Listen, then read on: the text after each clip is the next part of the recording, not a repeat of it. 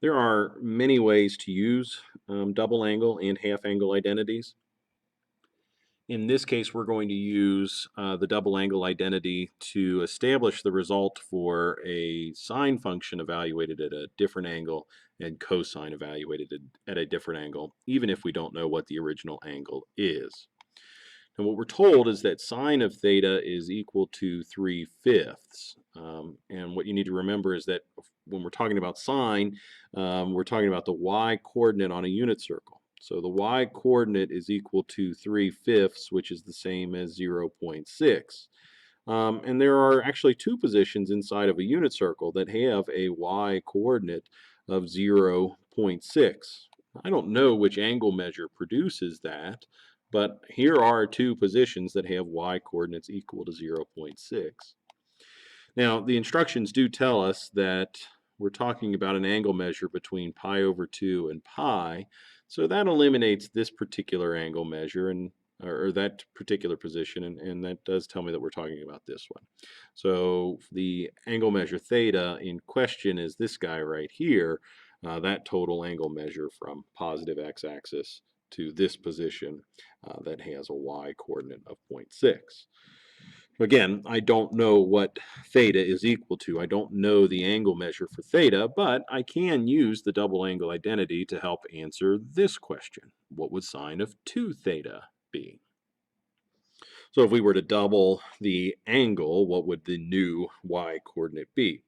Well, that's pretty easy. We know that sine of 2 theta, according to our double angle identity, is equal to 2 times sine theta times cosine theta.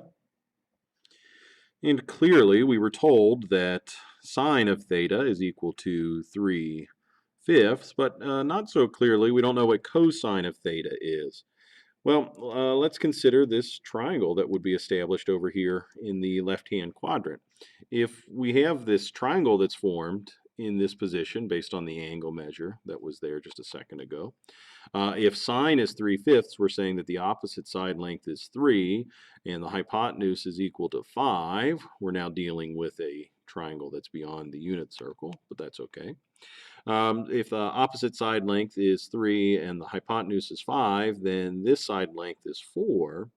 But when we write that side length's dimension relative to an xy, when we write that relative to an xy coordinate, this length, if you will, of this side is actually going to be considered -4. So the cosine then of this angle measure requires the adjacent side divided by the hypotenuse. So I'm going to report that as -4/5.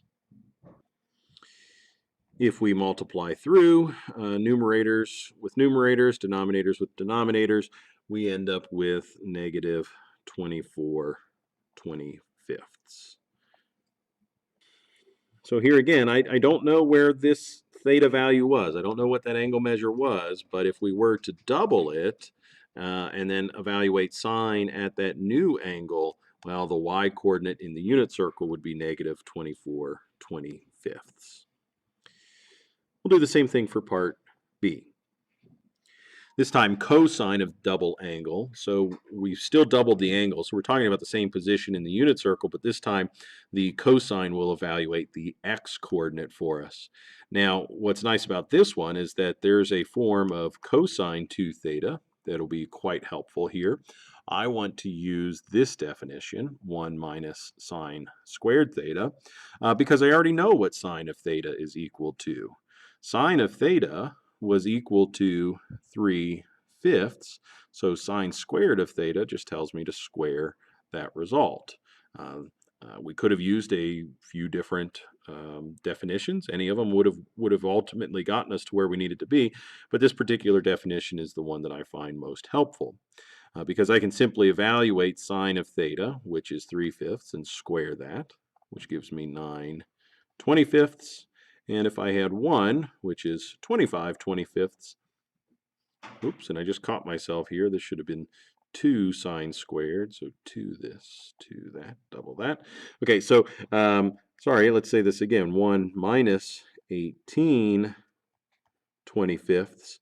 So here we go. 25/25 minus 18/25 25ths leaves us with 7 25ths. So if I needed to find a new position and I didn't know where the original position was or what the original angle was, I now have a nice coordinate. The x value is 7/25, whatever that is as a decimal. So that's somewhere on the right side of our origin. And negative 24/25, that's somewhere way down here. So double that angle is probably in this position. So this is 2 theta. Even if I didn't know what the original theta was, I now know the position of 2 times theta. Okay, so in this time, we're going to use the half angle identity formulas to establish some results here. Cosine of alpha is equal to negative 3/5.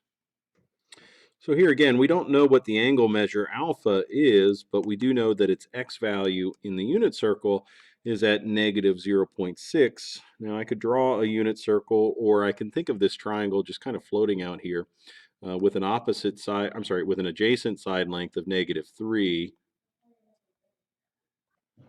and a hypotenuse length of 5. So if I draw this triangle here, negative 3, hypotenuse 5, well, again, we're dealing with a 3, 4, 5 triangle, so we've got this length of 4 here. Since we're talking about directionality, however, I'm going to call this a negative 4.